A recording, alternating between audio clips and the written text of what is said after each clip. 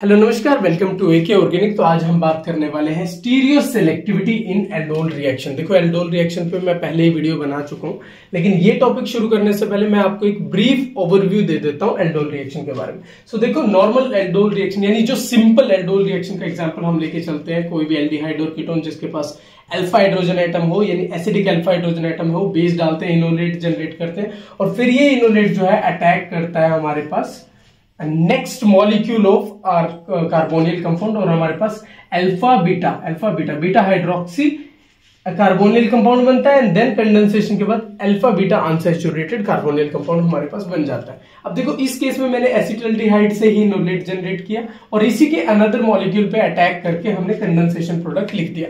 So basically same molecule है, so self condensation का example ये हो गया, जिसमें हम इसे सिंपल एल्डोल रिएक्शन का एग्जांपल कह सकते हैं।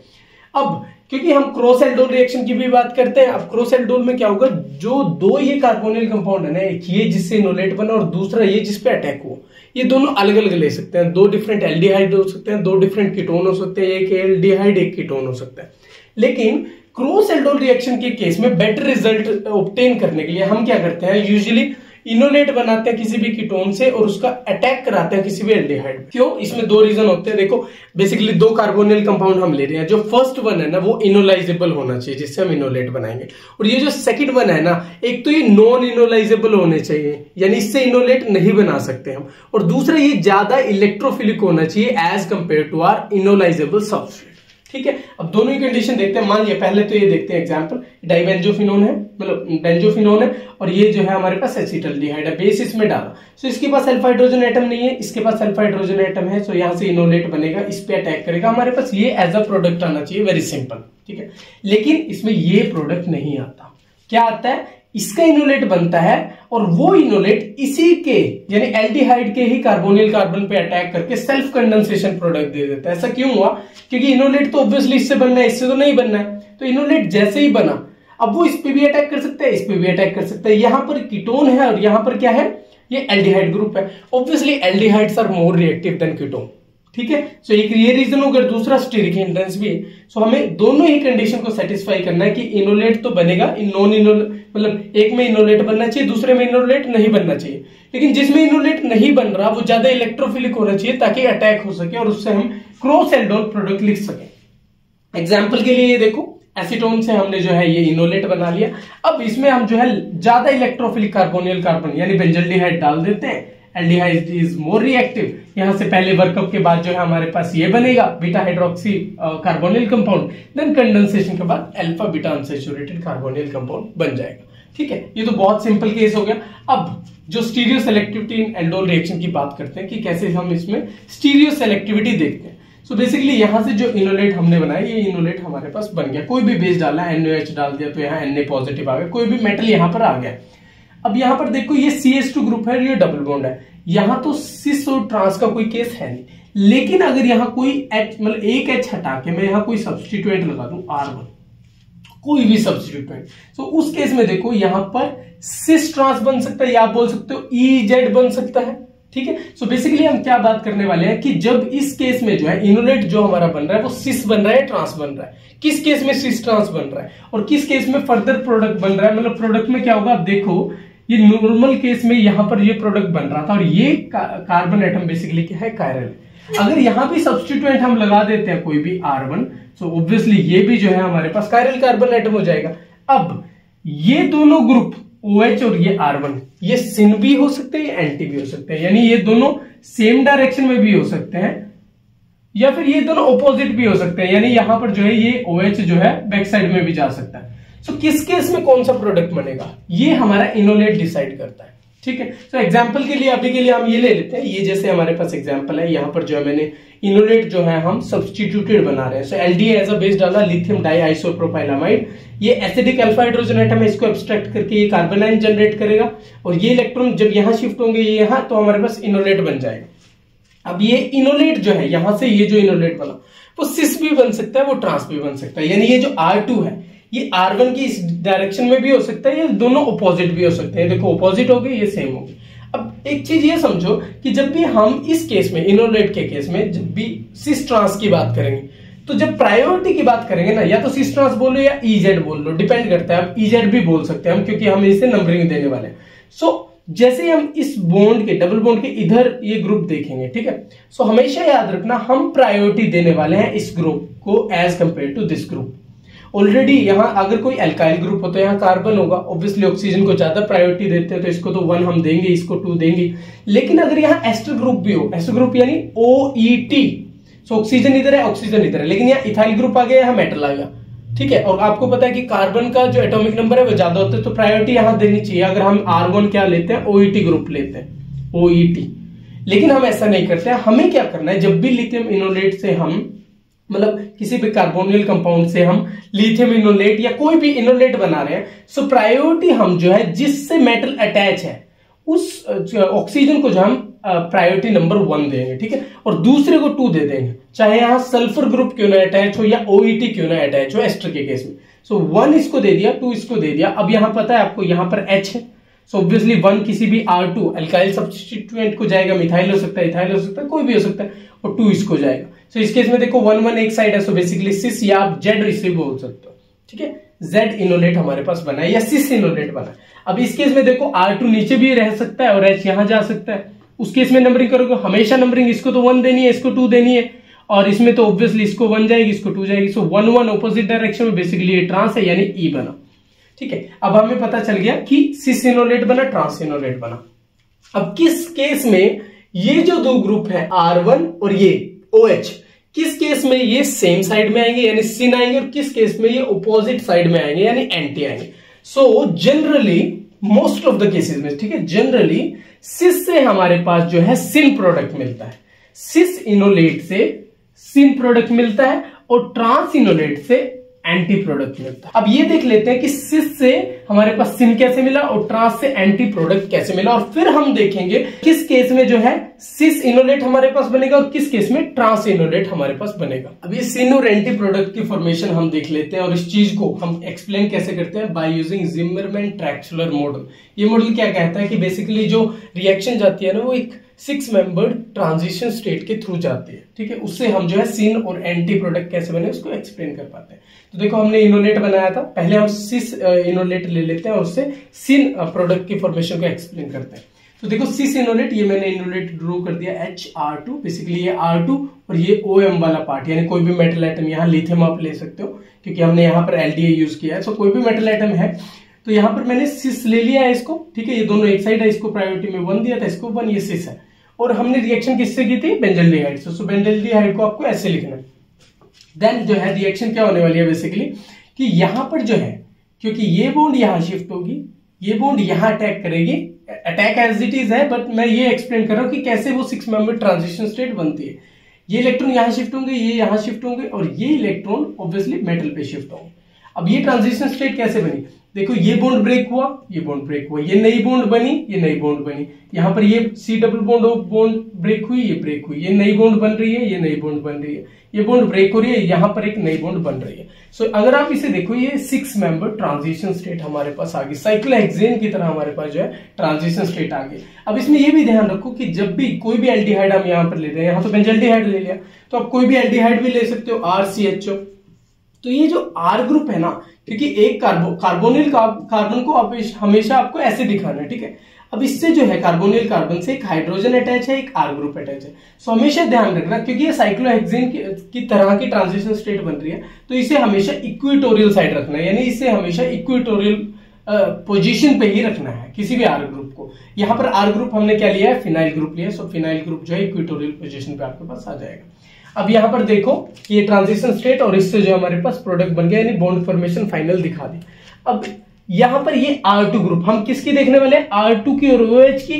सो R2 ग्रुप देखो नीचे की तरफ है, और OM से ही हमारे पास वर्कअप के बाद OH बनेगा। सो दोनों जो है ये नीचे की तरफ है, या फिर ट्रांजिशन स्टेट में ज्यादा बेटर ढंग से समझ आएगा। यहां से OM जो है, यहां से इस कार्बन से OH नीचे अटैच होगा, ये R2 भी नीचे है। सो दोनों जो है बेसिकली हमारे पास सेम साइड है, तो यहां पर दोनों जो हमने सेम साइड शो कर दिया, R2 भी OH भी, सो सिन प्रोडक्ट हमारे पास बनेगा। तो ये हम एक्सप्लेन कर सकते हैं। अगर यहां पर ही हम ये ले ले ट्रांस इनोलेट, तो ट्रांस इनोलेट में क्या होना है, बस यहां पर हमारे पास आ जाएगा R2 और यहां पर आ जाएगा हमारे पास H। सो यहाँ पर आप R2 लगा दो और यहाँ पर जो है H। अब हम ट्रांस की बात कर रहे हैं, ट्रांस की, ठीक है, ट्रांस से एंटी कैसे बना। अब यहाँ पर R2 और यहाँ पर H। अब अगर आप देखो, एक तो हमारे पास इक्वेटोरियल जा रहा है, ये भी इक्वेटोरियल, एडजेसेंट पोजीशन पे इक्वेटोरियल क्या होते हैं, एंटी होते हैं, यानी ट्रांस होते हैं, ये हमें पता। तो यहां से हमने शुरू किया था, बेसिकली ट्रांस इनोलेट से शुरू किया था, और R2 और OH दोनों ऑपोजिट डायरेक्शन में जा रहे हैं, एक अप जा रहा है एक डाउन जा रहा है, सो दोनों ऑपोजिट डायरेक्शन में, यानी एंटी प्रोडक्ट बन गया। R2 अगर अबव दिखा रहे हैं तो OH जो है डाउन हो जाएगा, सो एंटी प्रोडक्ट की फॉर्मेशन आ जाएगी। अब देखते हैं कि ये जो इनोलेट हम बनाते हैं, वेरियस मेटल इनोलेट हम बनाते हैं, यूजुअली हम बात करते हैं लिथियम इनोलेट की या फिर डाइअल्काइल बोरोन ट्रिपलेट से जो हम बनाते हैं डाइअल्काइल, बेसिकली बोरोन इनोलेट उसे बोल देते हैं। सो बोरोन इनोलेट और लिथियम इनोलेट के केस में किसमें सिस इनोलेट बनेगा, किसमें ट्रांस इनोलेट बनेगा, वो बात करते हैं। तो सबसे पहले लिथियम इनोलेट का केस देख लेते हैं। देखो यहाँ पर जैसे हमने ये जो है अपना सबस्ट्रेट लिया था, LDS में डाला था, R1 R2 ग्रुप थे, यहाँ पर हम R2 जो है CS3 ले लेते हैं और R1 as it is. So basically lithium enolate के केस में सिस बनेगा या ट्रांस इनोलेट बनेगा, ये डिपेंड करता है इन दोनों सब्स्टिट्यूएंट पे, यानी R1 R2 पे। सो R1 इस केस में हमने जो है कोई सब्स्टिट्यूएंट हम चेंज करेंगे, R2 हमने मिथाइल ले लिया। जब LDS से ट्रीटमेंट की हमने देखा कि सिस और ट्रांस बनेंगे ऑब्वियसली। जब ये R1 ग्रुप टर्शियरी ब्यूटाइल हो तो हमारे पास मेजर बनता है सिस, और अगर ये R1 इथाइल ग्रुप है तो हमारे पास मेजर बनता है ट्रांस इनोलेट। तो देखो अगर R1 टर्शियरी ब्यूटाइल है, तो अगर R1 टर्शियरी ब्यूटाइल है और मिथाइल इसकी सेम साइड होगा तो यहाँ पर स्टेरिक रिपल्शन बहुत ज्यादा होगा जब ये टर्शियरी ब्यूटाइल है। सो उस केस में क्या होगा, मिथाइल दूसरी डायरेक्शन में होगा, यानी दूसरी में, इस डायरेक्शन में होगा। और यहाँ पर नोमेनक्लेचर का मैंने आपको बताया था, इन दोनों सब्स्टिट्यूएंट में हमेशा इसको 1 देना है, इसको 2 नंबरिंग देनी है, और इसको ऑब्वियसली 1 जाएगा, यहाँ पर H है तो 2 इस साइड जाएगा H को, ठीक है। तो हमारे पास क्योंकि ये सेम साइड में है तो हम इसे सिस इनोलेट बोलेंगे, और इसलिए 98% ये बन रहा है, मिथाइल इसलिए इस साइड नहीं है। लेकिन अगर ये R1 ग्रुप इथाइल हो तो उस केस में जो है यहां पर जो स्टेरिक रिपल्शन होगी वो इतनी ज्यादा नहीं होगी, तो उस केस में हमारे पास जो है ट्रांस बन जाएगा, यानी मिथाइल और ये R1, सॉरी ये है R1 हमारे पास, मिथाइल और ये जो R1 है ना, R1 क्या इथाइल है और ये मिथाइल है, यहाँ स्टेरिक रिपल्शन ज्यादा नहीं है, इसलिए मेजर हमारे पास ये बनता है, ठीक है। नंबरिंग सेम करेंगे जिससे हमें पता चलेगा कि ये ट्रांस इनोलेट बना है। लिथियम इनोलेट में एक और चीज देखो, जब भी कोई साइक्लिक सबस्ट्रेट हमारे पास LDA से हम रिएक्शन करा के इनोलेट बनाते हैं तो ये इनोलेट जो हमेशा एक ट्रांस इनोलेट बनता है। नंबरिंग करो, ये 1 हमेशा मिलेगा, 2 इस साइड है, यहाँ पर ऑब्वियसली H है तो 2 इस साइड 1 इस साइड। सो देखो ट्रांस इनोलेट हमारे पास बना है, और ट्रांस इनोलेट हमेशा हमारे पास एंटी एल्डोल प्रोडक्ट देता है। तो जैसे बेंजल्डिहाइड के रिएक्शन कराने के बाद तो ये हमारे पास जो है अबव द प्लेन और ये सब्स्टिट्यूएंट जो है बिलो द प्लेन चल जाएगा, यानी एंटी एल्डोल प्रोडक्ट हमें मिल जाएगा। अब बात करते हैं बोरोन इनोलेट के बारे में। देखो ये हमारे पास कोई भी सबस्ट्रेट है, पहले हम इससे जो है बोरोन इनोलेट बनाएंगे। सो बेसिकली हम जो है इसकी ट्रीटमेंट डाई एल्काइल बोरोन से करते हैं, और उसके साथ कोई भी एक लिविंग ग्रुप रहता है। लाइक अगर डाई एल्काइल बोरोन ट्रिफलेट हो सकता है, ट्रिफलेट में क्या होता है कि CF3SO3 negative as a leaving group रहता है इसमें, या फिर लिविंग ग्रुप क्लोराइड भी ले सकते हो आप। तो यहाँ पर X जो है क्या हो सकता है, ये ग्रुप भी हो सकता है, या फिर क्लोराइड पार्ट भी हो सकता है, Cl नेगेटिव भी हो सकता है। सो ट्राइथाइल अमीन के प्रेजेंस में ये रिएक्शन कराते हैं। ये बेस सबसे पहले क्या करता है, इस जो है अल्फा हाइड्रोजन को एब्स्ट्रैक्ट करके यहाँ पर नेगेटिव चार्ज जनरेट करता है, फिर ये इलेक्ट्रॉन यहाँ जाके इनोलेट की फॉर्मेशन कर देते हैं। अब जो इनोलेट बना यानी O नेगेटिव बना, वो O नेगेटिव यानी यहाँ पर नेगेटिव हुआ, ये डबल बॉन्ड O नेगेटिव, ये बन गया इस बेस के प्रेजेंस में। अब ये बोरोन के वेकेंट ऑर्बिटल में जो है इलेक्ट्रॉन देता है, और ये X नेगेटिव यानी Cl नेगेटिव हो सकता है या ट्रिफलेट हो सकता है, वो सिस्टम से बाहर निकल जाता है, हमारे पास बोरोन इनोलेट की फॉर्मेशन हो जाती है। अब ये बोरोन इनोलेट सिस पे बन सकता है, ट्रांस में बन सकता है, और सिस से हमें पता है कि मेजर प्रोडक्ट सिन आएगा, ट्रांस से मेजर प्रोडक्ट एंटी आएगा। सो किस केस में सिस बनेगा और किस केस में ट्रांस? देखो लिथियम इनोलेट के केस में तो हम यहाँ पे जो सब्स्टिट्यूएंट अटैच है उनकी स्टेरिक रिपल्शन देखते थे, लेकिन बोरोन इनोलेट के केस में हमें सबस्ट्रेट के सब्स्टिट्यूएंट से कुछ लेना देना नहीं, डायरेक्टली हमें बोरोन से अटैच जो अल्काइल पार्ट है ना उसको देखना है, उसमें कितनी स्टेरिकली मतलब स्टेरिक हिंड्रेंस होगी, उसके अकॉर्डिंग हमें सिस और ट्रांस बनाना है। फॉर एग्जाम्पल अगर हम R को N ब्यूटाइल ग्रुप ले लें, अब आपको पता है N ब्यूटाइल ग्रुप क्या है, 4 कार्बन की चेन है बेसिकली, और यहां से जो है ये बोरोन से अटैच होगा। ऐसे ही यहां पर जो है 1 2 3 4 ये जो है बोरोन से मैं ऐसे अटैच कर देता हूं 4, ठीक है। और यहां पर कोई क्लोराइड आपके पास होता है R2BCl, यानी हम इसे क्या बोल सकते हैं, एन-ब्यूटाइल ट्वाइस बोरोन क्लोराइड। ठीक है, सो दो जो है एन-ब्यूटाइल ग्रुप अटैच है, Cl अटैच है, सो Cl नेगेटिव तो निकल जाएगा, यहां पर जो है दो एन-ब्यूटाइल ग्रुप हो जाएंगे। उस केस में क्या होता है कि अगर सिस बने तो यहां पर जो CH3 और यहां पर एन-ब्यूटाइल पार्ट है, अब ये लीनियर चेन है, ठीक है, और कन्फर्मेशनली ये फ्री होते हैं, सो यहां पर स्टेरिक हिंड्रेंस ज्यादा नहीं होती इस लीनियर चेन की वजह से, इसलिए मेजर प्रोडक्ट हमारे पास एन-ब्यूटाइल के केस में मेजर प्रोडक्ट सिस आएगा, और सिस से हमें मेजर प्रोडक्ट सिन मिलने वाला है। यानी अगर हम R-CHO से रिएक्शन कराएंगे एल्डिहाइड से, तो सिन में दोनों जो है सेम साइड पे हमारे पास सब्स्टिट्यूएंट आ जाएंगे। अगर यही R पार्ट हमारे पास साइक्लोहेक्साइल ग्रुप हो, जिसे हम CY या C-हेक्ट से भी डिनोट कर सकते हैं, सो साइक्लोहेक्साइल ग्रुप बेसिकली ये तो सिस था, ठीक है। अब साइक्लोहेक्साइल ग्रुप क्या होता है, बेसिकली ये होता है कि ये ग्रुप जो है बोरोन से अटैच है, और यहां भी ये जो है बोरोन से अटैच है, और कोई भी OTF मान लिया लिविंग ग्रुप हो गया हमारे पास। सो यहां पर जो दो साइक्लोहेक्साइल ग्रुप आ गए। अब उस केस में क्योंकि दो ग्रुप आगे रिंग आ गई है वहां पर साइक्लोहेक्साइल रिंग, सो उस केस में स्टेरिक रिपल्शन काफी ज्यादा रहता है, और स्टेरिक रिपल्शन होगा तो सिस ये वाला तो नहीं बनेगा, यानी सिस तो नहीं बनेगा, क्या बनेगा, CH3 दूसरी साइड ट्रांस हमारे पास एज अ मेजर प्रोडक्ट जो है इस केस में बनता है, साइक्लोहेक्साइल के केस में मेजर ट्रांस बना, और इसकी रिएक्शन एल्डिहाइड से करते ही हमें पता है कि ट्रांस के केस में क्या बनता है, major product, anti product major बनेगा, तो हमारे पास एंटी प्रोडक्ट जो है मेजर आ जाता है। एक केस हम 9BBN का भी लेके चलते हैं, यानी 9-बोरा बाइसाइक्लोनोनेन 331 नोनेन, ठीक है। सो इस केस में देखो ये बेसिकली हमने जो है वो ले लिया है कि हमारा जो रिएजेंट है ये है 9BBN ग्रुप, ये वाला है हमें पता है, और यहाँ पर लिविंग ग्रुप ये है, तो बेस ट्राइथाइलामीन डाला, उसने जो इनोलेट बनाया, O नेगेटिव ने इस पे अटैक किया, जैसे ही O नेगेटिव यहाँ पे बना, सो O नेगेटिव ने यहाँ अटैक करके इसको निकाल दिया, हमारे पास इस स्पीशीज की जनरेशन हो। अब ये क्या बनता है, ये सिस बनता है, यानी मेजर जो इनोलेट हमारे पास बनता है ये सिस इनोलेट जो है हमारे पास मेजर बनता है।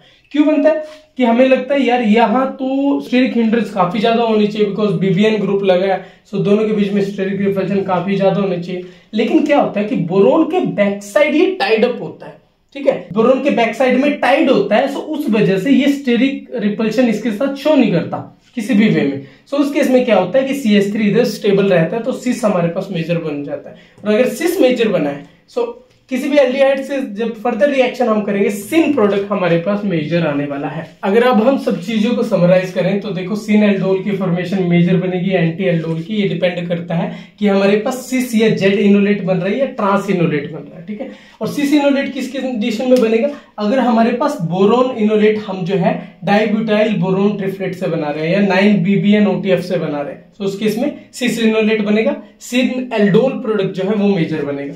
और या फिर हम कोई भी कीटोन यूज कर रहे हैं जिसमें जो है ये R ग्रुप बल्कि है, और हम लिथियम इनोलेट इससे बना रहे हैं, सो स्टेरिक हिंड्रेंस की वजह से हमारे पास सिस इनोलेट की फॉर्मेशन होगी, देन सिन एल्डोल जो है मेजर प्रोडक्ट बनेगा। देन इस केस में एंटी के लिए हमें ऑब्वियसली ट्रांस इनोलेट चाहिए, और इनोलेट ट्रांस इनोलेट किस सिचुएशन में बन सकता है, बोरोन इनोलेट हम ले रहे हैं जब किससे बना रहे हैं, साइक्लोहेक्साइल डाइसाइक्लोहेक्साइल बोरोन क्लोराइड की प्रेजेंस में, ठीक है। इससे जो हमारे पास बोरोन इनोलेट बनेगा वो बेसिकली क्या बनेगा, मेजर ट्रांस इनोलेट। और यहां पर हम कोई भी साइक्लिक कीटोन भी ले सकते हैं, अगर हमारे पास साइक्लिक कीटोन है वहां से हम लिथियम इनोलेट उसका एलडीए के प्रेजेंस में बना सकते हैं, और वो हमेशा क्या बनेगा, एक ट्रांस इनोलेट बनेगा, और वहां से हमारे पास एंटी एल्डोल प्रोडक्ट जो है वो मेजर आएगा। So this is all about stereo selectivity in aldol reaction. अगर फिर भी आपको कोई डाउट या क्वेरी से रिलेटेड रह गया हो तो आप कमेंट करके पूछ लीजिएगा। This is all about today. अगर आपको हमारे नेम रिएक्शन की सीरीज अच्छी लग रही है then like share and subscribe AK organic. Thank you so much for watching.